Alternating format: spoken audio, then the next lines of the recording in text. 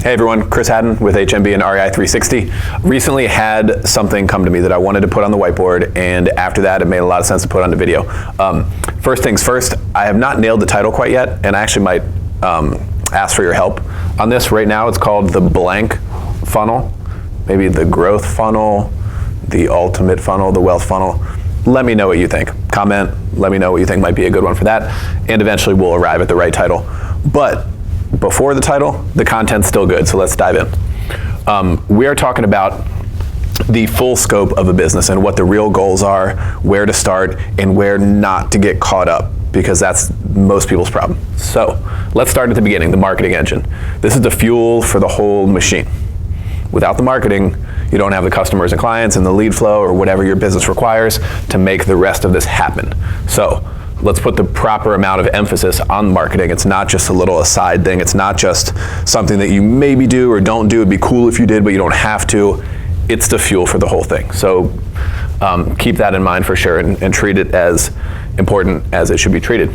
So just a couple of the things that go on in the world of marketing: your email database, SEO, your search rankings, PPC if you happen to do that, social for sure, anything you're doing offline. It could be billboard, could be direct mail, whatever applies best to your business, whatever gives you the best cost per acquisition, how much you're paying to gain a client. Definitely focus on that. Anything you're doing with client gifts and retention and parties and all that stuff too. That all goes into the marketing engine. Again, the fuel for everything else that happens. So in the middle here, and mind you, this is where most people get way too caught up, is where you do your transactions. And it says insert business here. Whatever your business might be a lending company like us, law firm like my friend, restaurant like another friend, could be an agency sort of situation. This is your profession or your trade or the transactions that you do. Most people get entirely too caught up in that and don't do either of the more important things where all the magic happens, and kind of get caught up in just being busy. We don't like the word busy, but I'll use it in this case. Just being busy throughout the day, having a lot of stuff to do, having things on their to-do list, maybe even being like too full of pride about whatever their transactional job is. Oh, I'm really good at this. I got to, this is my thing. It's like, I know you're good at it. You are, and that's great. Most people are good at whatever, insert business here. Most people are good at that. But that's not where the magic happens. The magic happens at the beginning, magic happens over here. So let's keep moving on down the line.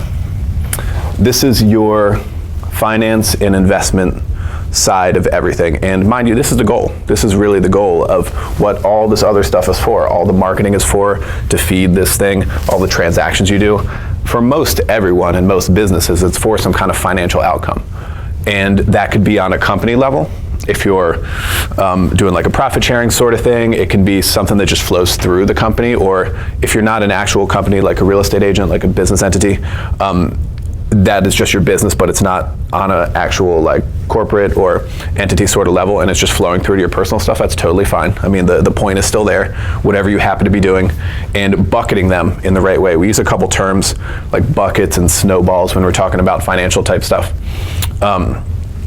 Now, I would only ever put funds into your checking account that you want to disappear, right? If you want to keep it, don't put it in your checking account. And that might even go for business checking too, but we're mainly talking personal stuff here. So that's for your bills and for your taxes. That's going to be the majority of your income, and that's just how it is. But being very, very disciplined about where this other stuff goes and having it ideally go directly to these places, auto debits or maybe straight from the company to your accounts, stuff like that. Many different ways to do it, but the number one point is do your best to keep it out of your personal checking account, because otherwise life will just eat it.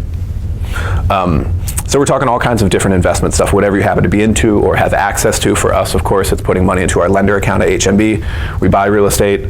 There's cash, there's 529, college savings plans, HSA, IRA, 401k, all the usual stuff. But we're very disciplined on how that gets bucketed out. And also, as business stuff starts to grow, you could have multiple. This is what we use the term buckets for oftentimes, like different streams of income will take care of this one or take care of that one, or maybe this office of HMB will be directly for this asset. And being very organized like that too makes things easier mentally, psychologically, and ensures that that growth is going to happen, ensure that that contribution will be made.